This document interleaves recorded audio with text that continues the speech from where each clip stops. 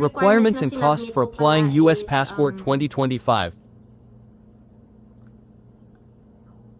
passport application, and then passport photo, isa lang guys, and then money order of $195.